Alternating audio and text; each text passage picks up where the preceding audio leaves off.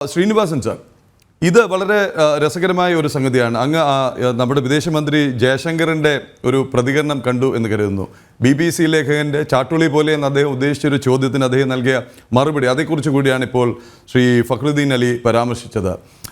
എന്തിനാണ് പുടിനെ ആലിംഗനം ചെയ്തത് എന്നായിരുന്നു BBC ലേഖകൻ്റെ ചോദ്യം. അതിന് അദ്ദേഹം വളരെ പെട്ടെന്ന് അദ്ദേഹത്തിൻ്റെ പതിവ് ശൈലിയിൽ നൽകിയ മറുപടി, അത് നമ്മൾ തമ്മിലുള്ള സംസ്കാരങ്ങളുടെ വ്യത്യാസമാണ്. ഞങ്ങളുടെ സംസ്കാരത്തിൽ നമുക്കൊരു അതിഥി വന്നാൽ അല്ലെങ്കിൽ ഒരു സുഹൃത്തിനെ കണ്ടാൽ ആശ്ലേഷിക്കും, അതാണ് നമ്മുടെ സംസ്കാരം. നിങ്ങളുടെ സംസ്കാരത്തിൽ അതില്ലാത്തത് കൊണ്ടാണ് ഒരുപക്ഷെ ഈ ചോദ്യം തന്നെ ഉയരുന്നതെന്നാണ് അദ്ദേഹം പറഞ്ഞത്.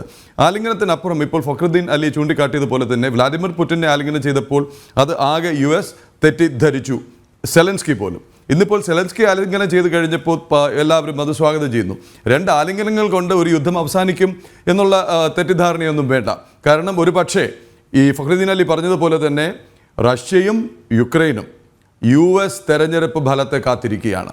US തെരഞ്ഞെടുപ്പിൽ ഡൊണാൾഡ് ട്രംപിന് മുൻതൂക്കം ലഭിക്കുന്നു എന്നുള്ള ചില പോൾ റിസൾട്ട്സ് വന്നപ്പോഴായിരിക്കാം ഒരു പക്ഷേ സെലൻസ്കി അയഞ്ഞത്. അതല്ലെങ്കിൽ നേറ്റോ അംഗത്വത്തിലൂടെ ആ ശക്തികളെ മുഴുവൻ റഷ്യക്കെതിരെ അണിനിരത്താം എന്നുള്ളൊരു ധാരണ അദ്ദേഹത്തിനുണ്ടായിരുന്നെങ്കിൽ ഇപ്പോൾ അതിനൊരു സംശയം വന്നിരിക്കുന്നു. ട്രംപ് വന്നു കഴിഞ്ഞാൽ ട്രംപും പുടിനും കൈകോർത്ത് നിൽക്കും എന്നുള്ള ഒരു സൂചന കാരണം.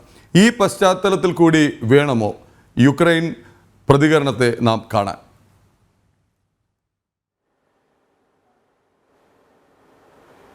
ഇല്ല, ഇതിനെ കാണേണ്ടത് ഒരു പുതിയ ലോകക്രമം ഉണ്ടായിക്കൊണ്ടിരിക്കുകയാണെന്നുള്ളതാണ്. പഴയ സ്ഥിതി അല്ല ഇപ്പോഴത്തേത്. അതുകൊണ്ട് ഇപ്പോൾ എല്ലാ രാജ്യങ്ങളും ഒരു സ്വിംഗ് സ്റ്റേറ്റ്സായി മാറിയിരിക്കുകയാണ്. ആരും ആരുടെയും അലയൻസിനോ ആരുടെയും ചേർന്ന് നിൽക്കാനോ ഒന്നും ഉള്ള സംഭവങ്ങളൊന്നും നമ്മൾ ഈ വർഷം കണ്ടിട്ടില്ല. അതിൻ്റെ കാരണം ഐക്യരാഷ്ട്ര സംഘടനയിൽ ബേസ് ചെയ്തുകൊണ്ടുള്ള ഒരു ലോകക്രമം അവസാനിച്ചു കഴിഞ്ഞിരിക്കുകയാണ്. അത് പ്രസിഡന്റ് ട്രംപ് തന്നെയാണ് അതിന് തുടക്കമിട്ടത്. അദ്ദേഹം പറഞ്ഞത് നമുക്ക് മറ്റു രാജ്യങ്ങളിലുള്ള സഹകരണം ആവശ്യമില്ല, എല്ലാവരും തന്നെ കാര്യങ്ങൾ നോക്കണം എന്നുള്ള ഒരു അഭിപ്രായം പ്രകടിപ്പിച്ചതോടെ ഐക്യരാഷ്ട്ര സംഘടനയുടെ പ്രാധാന്യം വളരെ കുറഞ്ഞിട്ടുണ്ട്. അത് നമുക്ക് കണ്ടാൽ അറിയാം. ഈ കഴിഞ്ഞ വർഷം ഉണ്ടായ എല്ലാ പ്രശ്നങ്ങളും, ഇപ്പോൾ ടെററിസം, 9/11 മുതൽ എക്കണോമിക് കൊളാപ്സ് മുതൽ റഷ്യ യുക്രൈൻ യുദ്ധം മുതൽ പാലസ്റ്റീൻ വരെയുള്ള എല്ലാം നോക്കിയാൽ നമുക്കറിയാം, കഴിഞ്ഞ വർഷങ്ങളിലെ പോലെ അല്ല, യുദ്ധങ്ങൾക്കൊരു അവസാനമില്ലാത്തൊരു സ്ഥിതിയാണ് ഉണ്ടായിരിക്കുന്നത്. കാരണം ഒരു ഡിസൈസീവായിട്ട് ഏത് രാജ്യത്തിൻ്റെ കൂടെ നിൽക്കണം, ഏത് തരത്തിലുള്ള നേതൃത്വമാണ് ഓരോ രാജ്യങ്ങൾക്കും കിട്ടുക എന്നുള്ള ഒരു വലിയ പ്രശ്നം ഇപ്പോൾ ചർച്ച ചെയ്യപ്പെട്ടിരിക്കൊണ്ടിരിക്കുകയാണ്. അപ്പോൾ അതുകൊണ്ടാണ് ഈ എല്ലാവരും വളരെ ശ്രദ്ധിച്ച് സൂക്ഷിച്ച് മാത്രമേ ഈ കൈകാര്യങ്ങൾ ചെയ്യുന്നുള്ളൂ.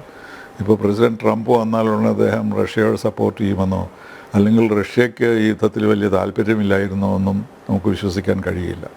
റഷ്യയ്ക്ക് യഥാർത്ഥത്തിൽ താല്പര്യം റഷ്യൻ എംപയർ തിരിച്ചു കൊണ്ടുവരികയാണെന്ന് പ്രസിഡന്റ് പുടിൻ ആദ്യം തന്നെ പറഞ്ഞിട്ടുണ്ട്. അപ്പോൾ ഇതൊരു ചെറിയ യുദ്ധമായിരിക്കും, ഇത് അവരുദ്ദേശിച്ചതല്ല എന്നൊക്കെ പറയുന്നതിൽ വലിയ അർത്ഥമില്ല. കാരണം അദ്ദേഹം തുടങ്ങി വെച്ചത് അതിനെതിരായിട്ട് നേറ്റോ ഇത്രയധികം ശക്തമായി വരുമെന്ന് അദ്ദേഹം ഒരുപക്ഷെ പ്രതീക്ഷിച്ചില്ലായിരിക്കാം. അല്ലെങ്കിൽ 4-5 ദിവസം കൊണ്ട് യുക്രൈനെ റഷ്യയുടെ ഭാഗമാക്കാം, അല്ലെങ്കിൽ ഏറ്റവും പ്രധാനപ്പെട്ട ഭാഗങ്ങളൊക്കെ റഷ്യയുടെ ആക്കാനുള്ള ആ പുതിയ ലോകക്രമത്തിനുള്ള ശ്രമമാണ് അദ്ദേഹം തുടങ്ങിയത്. പക്ഷേ നേറ്റോയുടെ ശക്തമായ നിലപാട് കൊണ്ടും യുക്രൈൻ തന്നെ ശക്തമായി യുദ്ധം ചെയ്തതുകൊണ്ടും അതിൽ കുറേ മാറ്റങ്ങളുണ്ടായിട്ടുണ്ട്. പക്ഷേ എന്നാലും നമ്മുടെ പ്രധാനമന്ത്രി അവിടെ ഉള്ളപ്പോൾ തന്നെ ആ കർസ്കിലെ എത്രയോ ആളുകളെ 4000 യുക്രൈൻ സോൾജേഴ്സിനെ വധിച്ചു എന്നാണ് നമ്മൾ പത്രങ്ങളിൽ കാണുന്നത്. അപ്പോൾ ആ ഒരു കൗണ്ടർ അറ്റാക്ക് റഷ്യ നടത്തുന്നുണ്ട്. അപ്പോൾ അതുകൊണ്ട് യുദ്ധം തീരാറൊന്നും ആയിട്ടില്ല. എല്ലാവർക്കും അവരുടേതായ താല്പര്യങ്ങൾ സംരക്ഷിക്കണം ഒരു പുതിയ ലോകക്രമത്തിൽ എന്നുള്ള സ്ഥിതിയാണ് ഇപ്പോഴുണ്ടായിട്ടുള്ളത്. അല്ലെങ്കിൽ അതിന് മുമ്പൊക്കെ ആണെങ്കിൽ ഇതൊക്കെ ഒരു സീസ് ഫയർ പെട്ടെന്നുണ്ടാകാറുണ്ട്. ഇപ്പോൾ സീസ് ഫയർ ആരും അംഗീകരിക്കാത്തത് ആരാണ് വിജയിക്കുക എന്നുള്ളത് തീർച്ചയില്ലാത്തതുകൊണ്ടാണ്. അപ്പോൾ ഇതിലൊരു ആരെങ്കിലും പരാജയപ്പെടുന്നു എന്ന് കണ്ടാൽ ഒരുപക്ഷെ നമുക്ക് വ്യത്യാസം ഉണ്ടാകാം. പക്ഷേ ഇപ്പോൾ രണ്ടു കൂട്ടരും സീസ് ഫയറിന് ആവശ്യപ്പെടുന്നില്ല, യുണൈറ്റഡ് നേഷൻസിന് ഒന്നും ചെയ്യാൻ കഴിയുന്നില്ല. അപ്പോൾ അതുകൊണ്ട് വലിയ മാറ്റമാണ് ലോകത്തിലുണ്ടായിരിക്കുന്നത്.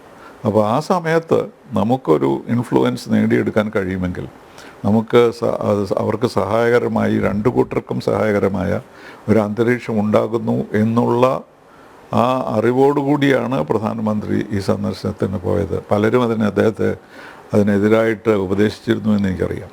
എന്നിട്ടും അദ്ദേഹത്തിൻ്റെ മനസ്സിലുള്ള ഒരു പുതിയ സങ്കല്പം ആണ് നമ്മളിതിനകത്ത് കാണേണ്ടത്.